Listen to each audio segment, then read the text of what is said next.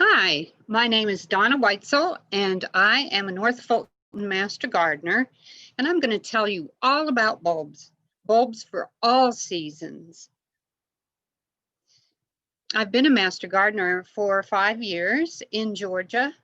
I've lived in lots of places and have been a Master Gardener in actually 3 states, Nebraska, Florida, and now Georgia. And I love to design flower beds as well as plant perennials and bulbs and herbs. So let's get started and I will tell you all about bulbs. The agenda for today starts with the basics of bulbs and how to plant them and when and how deep, but also we talk about fertilizing the soil and the origin and history of bulbs. Spring blooming bulbs are the favorite of most people, and that's what they consider bulbs. But beyond that, we also have summer and fall blooming bulbs, as well as a couple of winter blooming bulbs. So I'll teach you all about forcing bulbs and when to plant, because each bulb has its season that it wants to grow and a time to be planted. And then if you're interested in seeing massive displays of bulbs, we can talk about where those are found, as well as where to purchase bulbs. So at the end, we'll have some references for you and some apps that you can put on your phone and learn more about North Fulton Master Gardeners, the information about us and about our classes. So here we go. The ABCs of bulbs: the who, what, where, when, and how. So who are the big players in the South? Well, we'll learn all about what you can grow all the seasons of the year and which ones will work best for you. The what is what you have to do before you plant your bulbs, the preparation of the soil, and also what you need to make sure you have with your bulb. When do you plant your bulbs? Well, every bulb has a time to be planted, and you don't want to plant them too early or in the wrong season or they won't grow. Where did bulbs originate? We'll learn where bulbs come from and how they get to you as well. And how do bulbs, what happens after you plant them? How do you care for them after they have grown and they're in the ground, sleeping, dormant? What do you need to do to make sure your bulb comes back next year? So here's a bulb, and it may look to you like an onion or the cross section of some sort of garlic. Well, those are both bulbs. And the bulbs that we're talking about are the kind that have flowers in their life cycle. If you'll notice on the outside of this bulb, you'll see a papery substance called the tunic that preserves the bulb from any kind of moisture. A bulb is actually a little package that contains a flower. It contains the leaves and the roots and the stem. It's all in there ready to grow. The flower bud comes from the center. As you can see, it's a little embryo of a flower. The roots come out from the bottom. The basal stem is actually going to grow through the ground and come up above the ground, and the leaves are produced from that as well. These are the scales, and they hold food for the bulb. So basically what you have here is a little package that will give you a bulb if you give it what it needs. And it will give you a flower at the end of its life cycle. So I'm going to talk about bulbs, and I'm going to use that word, but really there are other specialized stems, little storage structures that have flowers inside them. And so the words that you may hear me say are corms, which are little flat discs, tubers, which are, they look like a big fat stem, or root, and tuberous roots are the same. Rhizomes are an elongated bulb, that kind of a fleshy looking substance. And all of these are treated the same way. They're going to be planted at a certain depth, a certain time, and they have certain requirements. But They're all in the bulb family. So let's start with our spring blooming bulbs. They are the ones that most people know the best: tulips, daffodils, irises, crocuses. And so I'll talk to you a little bit about each one of those separately, but let's find out when we plant these spring blooming bulbs.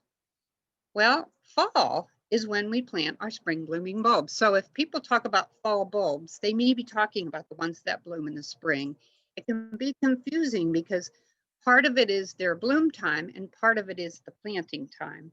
So in the fall, as you can see on this map, there are different times in different parts of the country to plant your bulbs.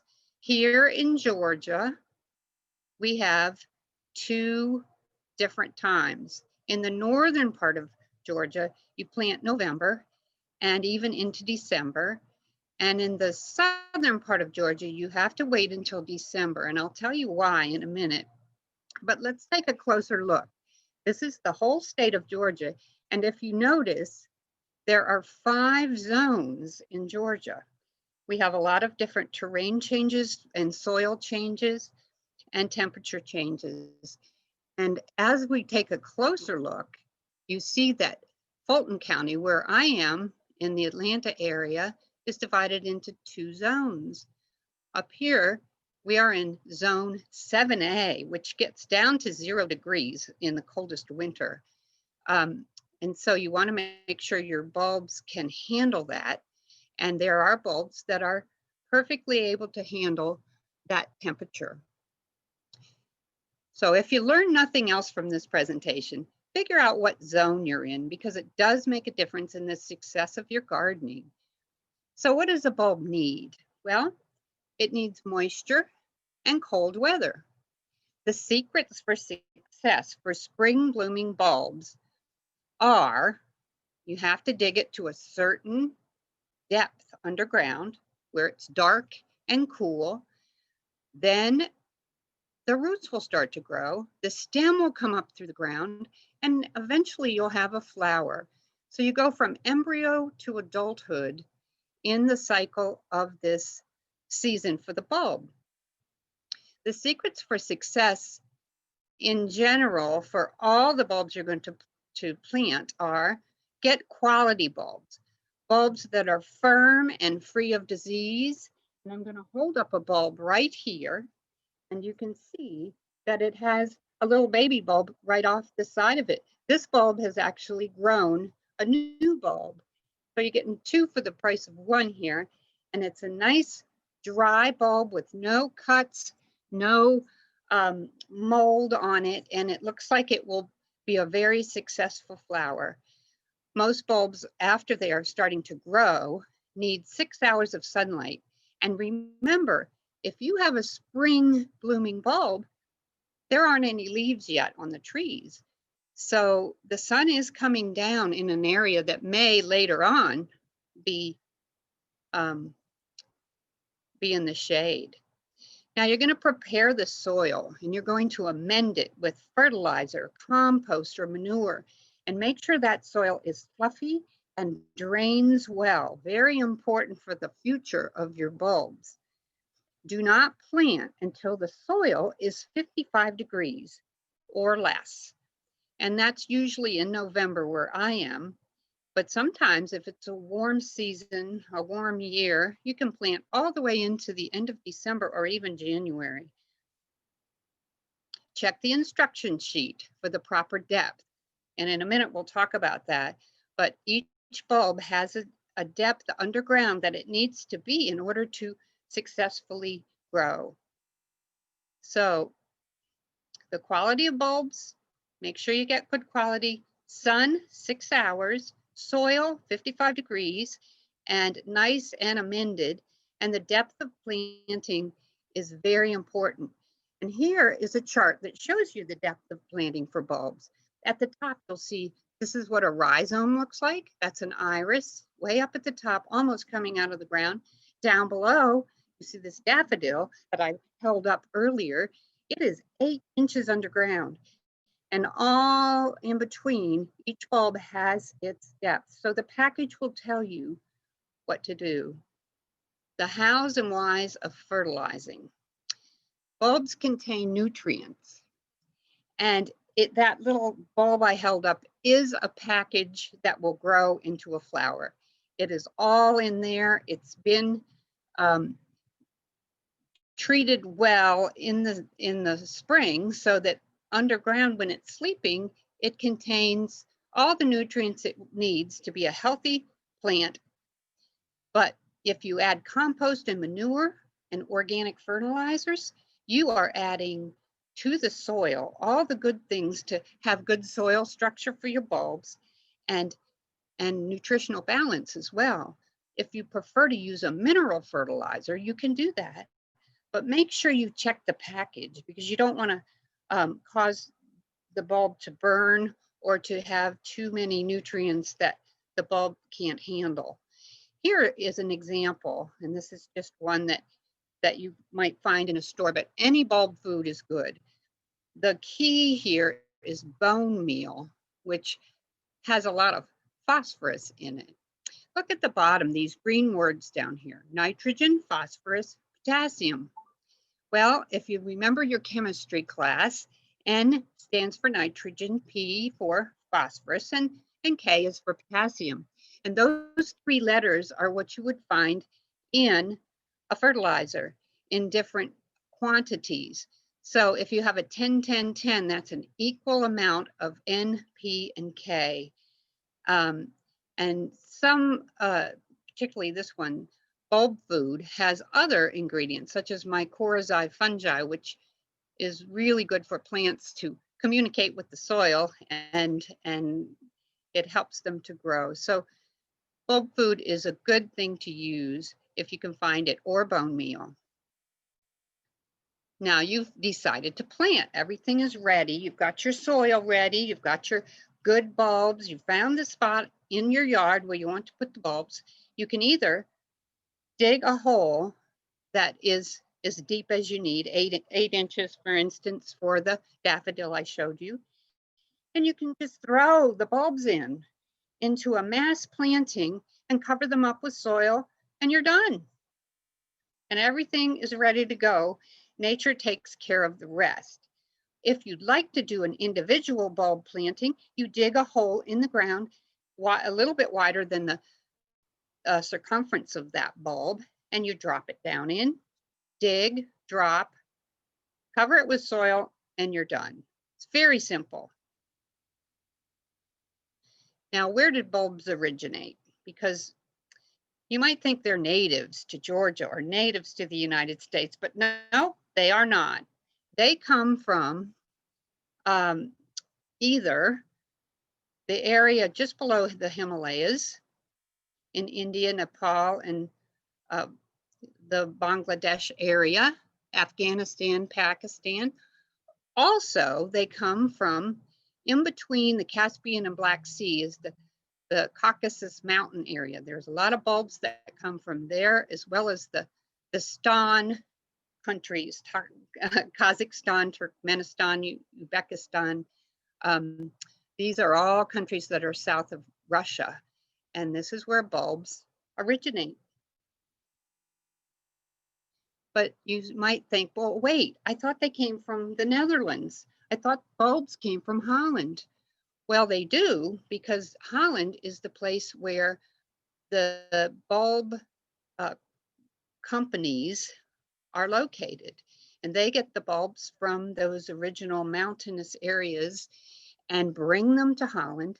And as you can see here, this is a field of tulips being grown, which will be dug up and sold to you. And you'll bring your bulb home from the store where it's come from Holland. The 1600s is where this bulb trade began. Now, bulbs, I love them, and I think they are the most beautiful flowers in the spring, but other people have loved them since the 1600s so much that there was tulip mania at one point. And a tulip was listed for 3,000 to 4,000 guilders. And the average craftsman only made 300 guilders a year, 10 times more than their yearly salary to buy this one bulb for this beautiful parrot tulip here.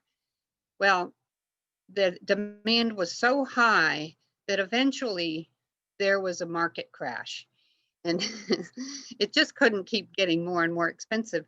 So it came down to the rise and fall of the bulb market. And there's just a joke about it. Even humorists make jokes about bulbs. He got out of tulips after the market collapsed, but he's slowly getting back in, especially the pink ones.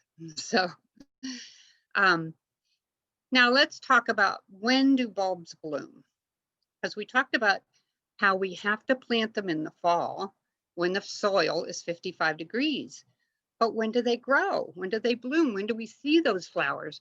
Well, we start to see them in the early spring. In fact, if you look at this chart here, these snowdrops and these crocuses, they may even be blooming in wintertime in Georgia, because everything's a little earlier than this chart, which I think is for a northern place, but it shows you the progression. And it shows you some are deeper underground, some are up more toward the surface, some are taller, some are shorter. And early, mid, and late spring are the times when all of these bulbs bloom, and you could have a continual bloom in your yard from early spring to late spring if you plant them, you know, in succession, to come up in succession. But you know, those beautiful tulips we just looked at, the ones that were 10 times the salary of a worker in Holland, well, they don't grow here in Georgia. You can have them grow the first year, but then you'll just have to pull them out, treat them as annuals, because they just don't like our soil, and they don't have longevity here. They last one season, as do these hyacinths, but they're so beautiful, they're worth the effort to grow them. Daffodils that grow well in the South, there are some that are really, really successful here, and they will naturalize, which means they will get the babies on them, as the one I showed you, and make new bulbs year after year. They'll just spread out and fill in, and you'll have beautiful display of bulbs. So these are some that you might want to try to find. Some of them are readily available, others you have to order. This is one called Ceylon, and it's beautiful. It has yellow petals and an orange cup. The Barrett Browning has white petals and an orange cup. The Thalia is a true white daffodil. The Dutch Master is a really well-known one, and it gets pretty tall, and it's very reliable, as is Gigantic Star and Carlton. The tete-a-tete, these are called minis, and daffodils come in different heights as well. And this tiny one looks really good in a rock garden if you have an area, just a place to show that pretty yellow early in the spring. Now your daffodils have bloomed, you've cut them off, brought the flowers in, put them in a vase, and now you have these leaves. Well, don't cut the leaves, leave them. For 6 to 8 weeks, you have to leave those leaves. Do you know why? Because the leaves are what feed the bulb. The chlorophyll, which is the green, and the sun get together and they create photosynthesis, which causes that bulb to get fed and stronger and happier so that it can sleep underground all summer long. And then in the following spring, it will be ready to grow. Now, after 6 to 8 weeks, you can cut the foliage back, but you have to leave it so that it can feed the bulb. Well, what do? You've got these dead leaves there. Okay, let's plant something next to them in the fall. How about Spanish bluebells? They will grow in the South. They tolerate shade. They bloom after the daffodils, so they'll come up right next to them. And look at those beautiful blue flowers.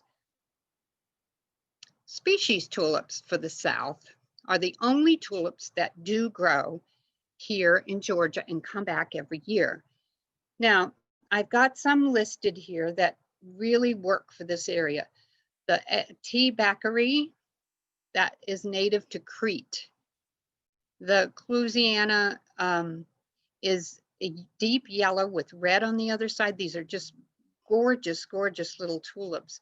The Lady Jane, it's from Afghanistan and Iran, and it has inner petals are white and the reverse side is red. They're so interesting, the stripes on them. And then there's peppermint stick, red and white petals. So these are some varieties that you can look for in some of the catalogs or online. And I'll tell you later how to find them if you'd like these short, little, cute, early blooming species tulips that work for South Georgia, or the South, our part of Georgia. Now this is called bulb lasagna. Don't eat it though, because the only reason we call it that is lasagna means layers. So as you can see, down here we have our daffodils 8 inches down. Then we have our tulips about 5 inches down. Then our crocuses just 2 inches under the soil surface. You put them into a pot and you cover them up with some container mix, and you put them in your garage or your storage shed or a place that doesn't get sun, a place that doesn't get hot. It's just a cool place. And this bulb will think it's underground and it will get ready, get its roots down. And then in the spring, pull it out, put it on your porch or in your patio, and you will have crocuses first. Then you will have daffodils next. They will grow up past all the others and the tulips will be last. So it's a way to have a whole garden in one pot, and it lasts for several weeks. Now let's move into irises. Irises are rhizomes. Remember we talked about those fleshy roots that are elongated. And the irises get planted, the rhizome gets planted at the surface of the soil. There are many, many kinds of irises. They are beautiful flowers. They come later in the spring. For instance, these are bearded irises. Some people call them German irises, and they come in lots of colors. There are also Siberian, Japanese, Louisiana, flag, crested irises. Each one has its own uniqueness with color and shape.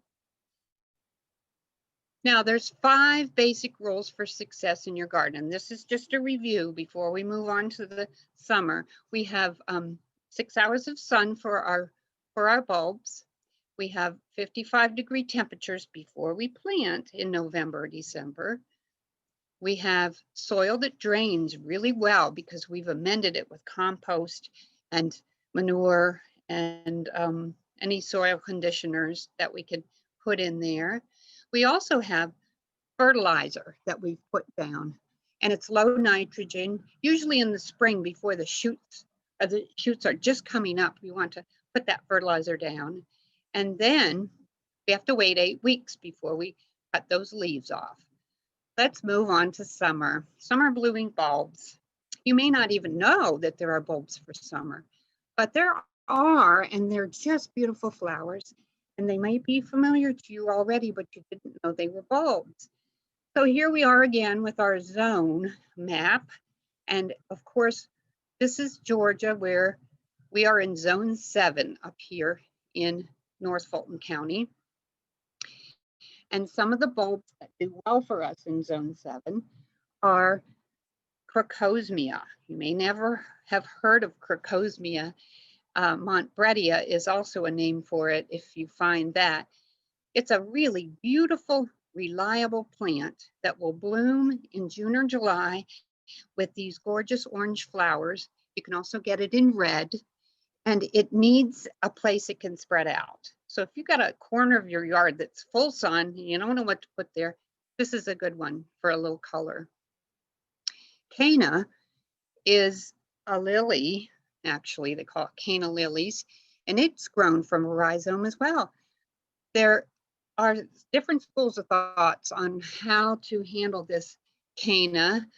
They can grow 2 or 3 feet, all the way up to 6 feet tall, so make sure you know what the height is. But at the end of the summer, Some people dig up the rhizomes and store them in their garages over the winter, and some people just leave them.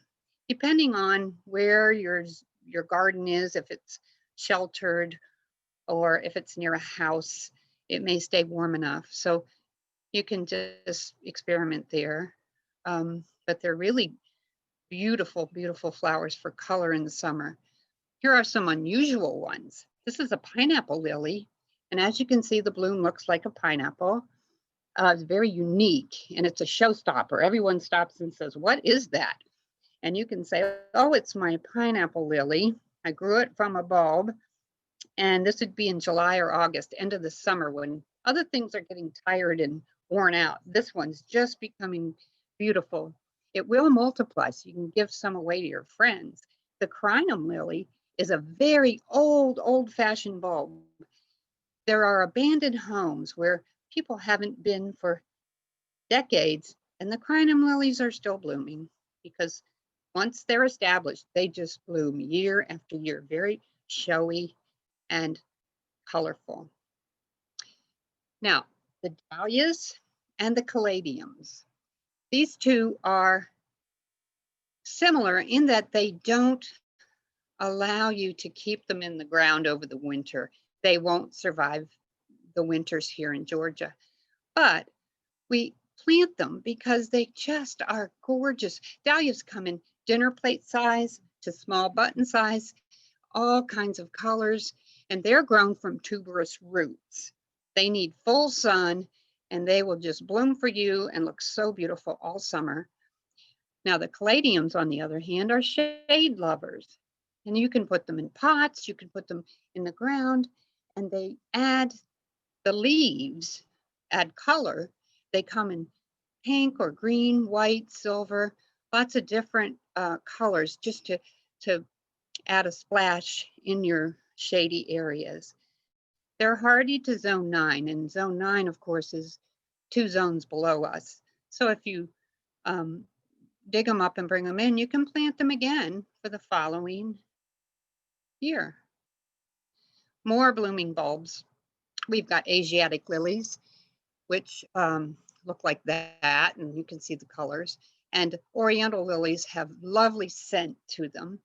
These are tuberous begonias, and they also have lovely colors and are reliable bloomers, either in a pot or even in your garden.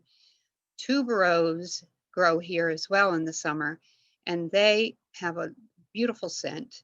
And these are gladiolas, and they get tall and add that upright element to your garden design. So here are our fall flowering bulbs. Now, you may never have heard of these, some of you, and it's a really good addition to your garden because just when all the summer flowers are starting to fade, here comes this autumn crocus. It's a tiny little thing, but it's colorful and lovely. And if you've ever cooked with saffron, this is where you get it. You see the orange stamens here. That's what saffron comes from. Colchicums are also very unusual bulbs that most people don't know about. But you order this bulb and it comes in the mail and it's ready to bloom. It's blooming in the package. So you got to get it in the ground right away. So you can extend your garden's glory with blooming bulbs in the fall. This is what the colchicums looked like in my yard when I came home from a trip. Such a beautiful color. And the first year you plant them, they will bloom like this.